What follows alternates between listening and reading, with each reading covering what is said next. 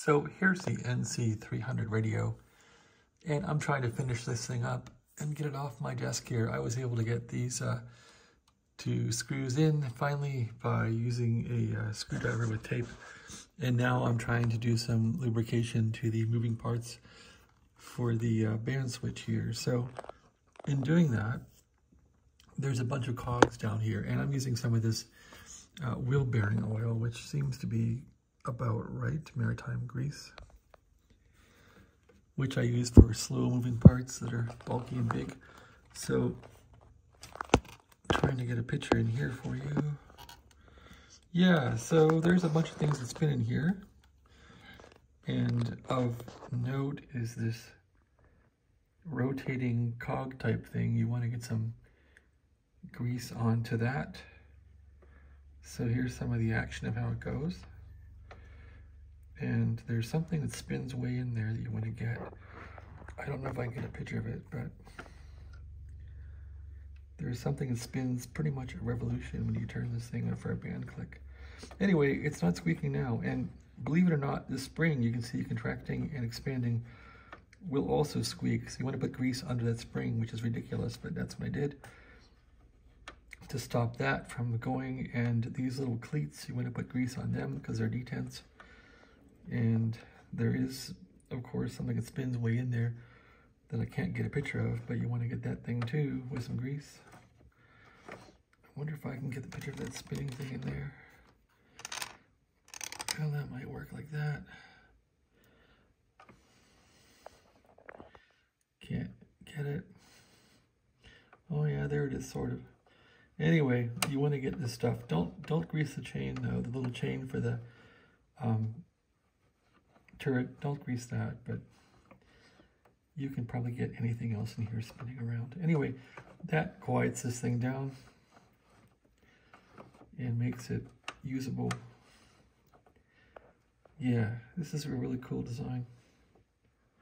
Okay, yeah, there's the thing, the grease right there. It's spinning. Yeah, you want to hit that. And that about does it. So I think this radio is probably as good as I can get it now. It doesn't seem to receive as good as the NC300 whatsoever. So maybe that jump and redesign was good. But it is what it is. I've put days of work in this thing.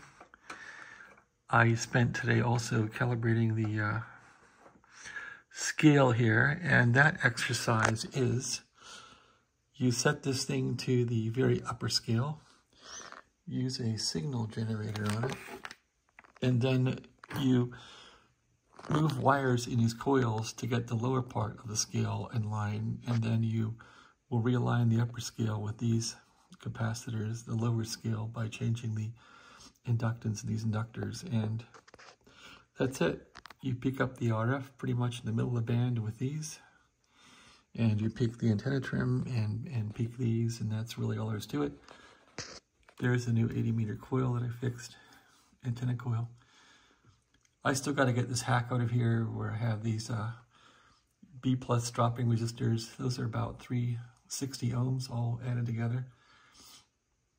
I wanted to get 150 volts out of here, and I do have that. So I did buy a big resistor to put in there. I just haven't figured out where to put it yet. So that about finishes off this radio.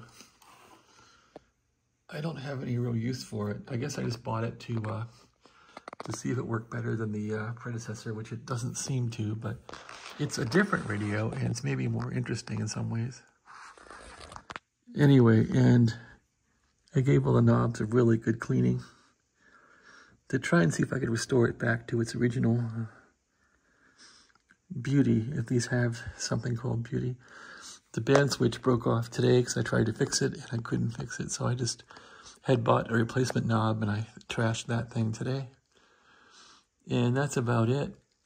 I don't think I'm going to do any more work on this thing. Maybe just maybe paint the case and maybe put it on eBay.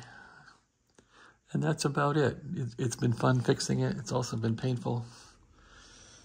Yeah, here's the old knob that somebody cracked. I tried to repair it with JB Weld, but it didn't work. So that's where that knob goes. All right. Well, thanks for watching. Again, this is the National NC 300 receiver. It's all pretty much done. I still got a solder resistor in there, but otherwise I don't think I'll be fussing with it. It's all been calibrated for the book. And it does run reasonably. So thanks for watching. Have a great day.